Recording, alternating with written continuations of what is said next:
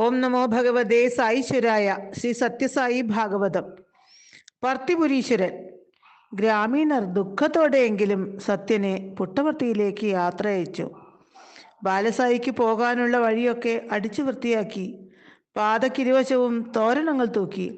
അവിടുന്ന് എഴുന്നള്ളിയപ്പോൾ ഭക്തജനങ്ങൾ ആരതി ഒഴിഞ്ഞു. പുട്ടപർത്തിയിലെത്തിയ ബാലസായിയെ തൻ്റെ വീട്ടിലേക്ക് സുബ്ബമ്മ, കർണം അധികാരിയുടെ ഭാര്യ, സ്വാഗതം ചെയ്തു. കുറച്ചുകാലം വെങ്കപ്പരാജുവിൻ്റെ ഗൃഹത്തിലും സുബ്ബരാജുവിൻ്റെ ഗൃഹത്തിലും താമസിച്ചുവെങ്കിലും സുബ്ബമ്മയ്ക്കായിരുന്നു ഭഗവാനെ പരിചരിക്കാൻ ഏറെ ഭാഗ്യമുണ്ടായത്. ഭക്തി ശ്രദ്ധാപൂർവം അവർ ആ അവസരം ഉപയോഗിക്കുകയും ചെയ്തു. ആനന്ദത്തിൻ്റെയും അത്ഭുതങ്ങളുടെയും കലവറ തുറക്കുകയായിരുന്നു പുട്ടപർത്തിയിൽ. അന്ന് ഭഗവാനെ കാണാനും തൊടാനും ദിവ്യലീലകൾ കാണാനും കഴിഞ്ഞവർ മഹാസുഹൃതികൾ.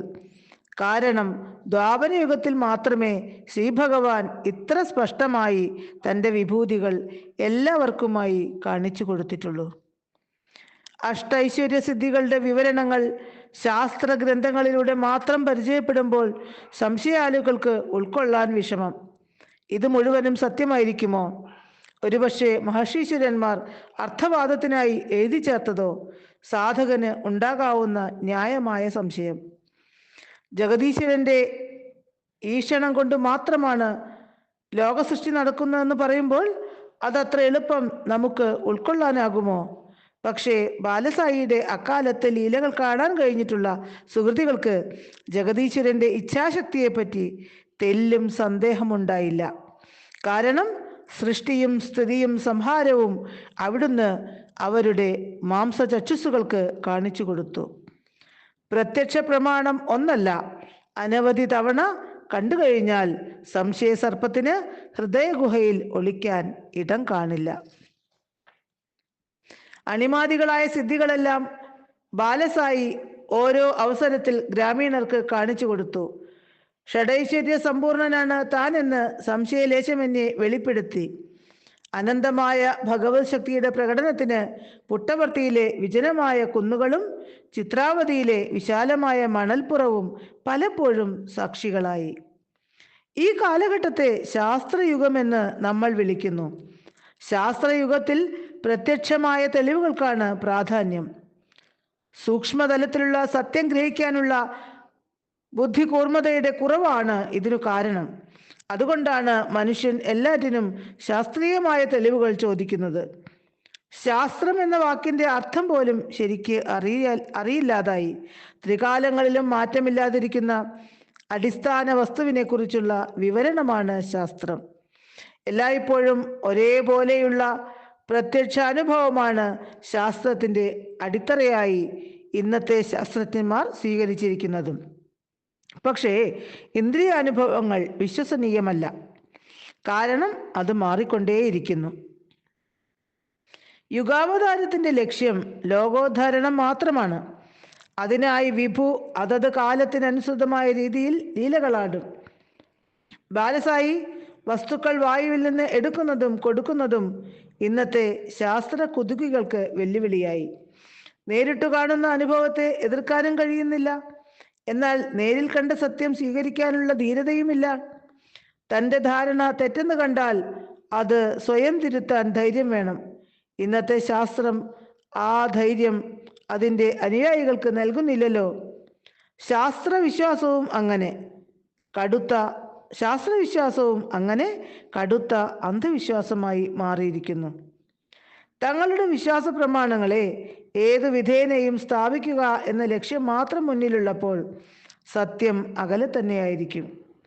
എതിർവാദഗതികൾ കേൾക്കാനോ പരീക്ഷിക്കാനോ സത്യമെങ്കിൽ സ്വീകരിക്കാനോ വൈമനസ്യം കാണിക്കുന്നവരുടെ മുന്നിലും സത്യം വിദൂരതയിൽ തന്നെ. അതിനുള്ള ഏറ്റവും വലിയ ഉദാഹരണവും ഭഗവാൻ സത്യസായിബാബയുടെ അവതാരം തന്നെ. അവിടുന്ന് അരുളി, വരൂ, പരീക്ഷിക്കൂ, ബോധ്യമായാൽ സ്വീകരിക്കൂ. ഇതിലും വലിയ യുക്തിപരമായ ശാസ്ത്രീയമായ സമീപനം വേറെന്തുണ്ട്? സായി സന്നിധിയിൽ ചെല്ലാനും പരീക്ഷിക്കാനും ബോധ്യമായാൽ സ്വീകരിക്കാനും ധീരതയുള്ളവർ എത്രയോ കുറവായിരുന്നു. എന്തുകൊണ്ട്? അതിനും ഗീതാചാര്യൻ ഉത്തരം നൽകിയിട്ടുണ്ട്. മനുഷ്യാണാം സഹസ്രേഷു കശ്ചിത് യദതി സിദ്ധയേ യദതാമഭിസിദ്ധാനാം കശ്ചിന്മാം വേത്തി തത്വതഃ. അർജുന, ആയിരക്കണക്കിന് മനുഷ്യരിൽ കുറച്ചു പേർ മാത്രമേ എന്നെ തേടുന്നുള്ളൂ. അതിൽ എത്രയോ കുറച്ചു പേർക്കേ എന്നെ പരമസത്യത്തെ ലഭിക്കുന്നുള്ളൂ. ഇതാണ് സത്യം. ചിത്രാവതി നദീതടത്തിൽ വെച്ച് വിഭു അരുളി, ഈ ജീവിതത്തിൽ ആദ്യത്തെ 16 വർഷം ലീലകൾക്ക് വേണ്ടിയുള്ളതാണ്. പിന്നീട് 16 വർഷം ഈശ്വര മഹിമകളുടെ പ്രത്യക്ഷ പ്രകടനങ്ങളായിരിക്കും. അതിനുശേഷം ഉപദേശങ്ങളിലൂടെ ലോകോദ്ധാരണം നിർവഹിക്കും. അവിടുന്ന് ഈ അരുൾമൊഴി ഒന്നുകൂടി വ്യക്തമാക്കി.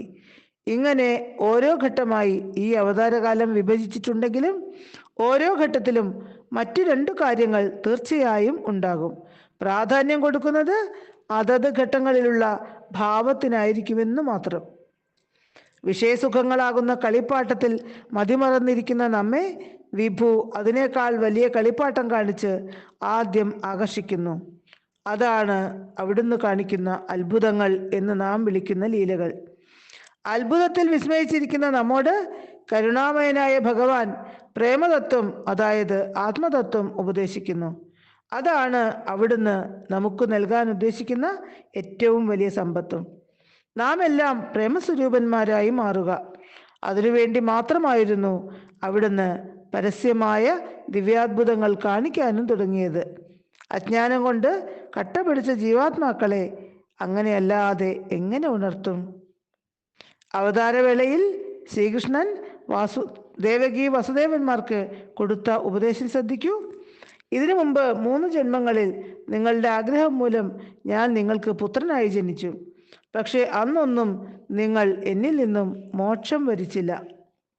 ഇത് നിങ്ങളുടെ 3ാമത്തെ ജന്മം. ഞാൻ വീണ്ടും പുത്രഭാവത്തിൽ വന്നിരിക്കുന്നു. എന്നെ പുത്രനായും അതേസമയം ബ്രഹ്മഭാവത്തിലും സ്നേഹിക്കുക, ലാളിക്കുക. നിങ്ങൾക്ക് പരമഗതി സിദ്ധിക്കും. ഇതാണ് മർമ്മം. എന്തിനേയും നമുക്ക് സ്വീകരിക്കാം. ഈശ്വരാംശം എന്ന ഭാവത്തോടെ ബന്ധമാകാം, ബന്ധനം പാടില്ല. അതിനുള്ള ഒരേ ഒരു വഴി ഈ ജ്ഞാന തപസ്സാണ്.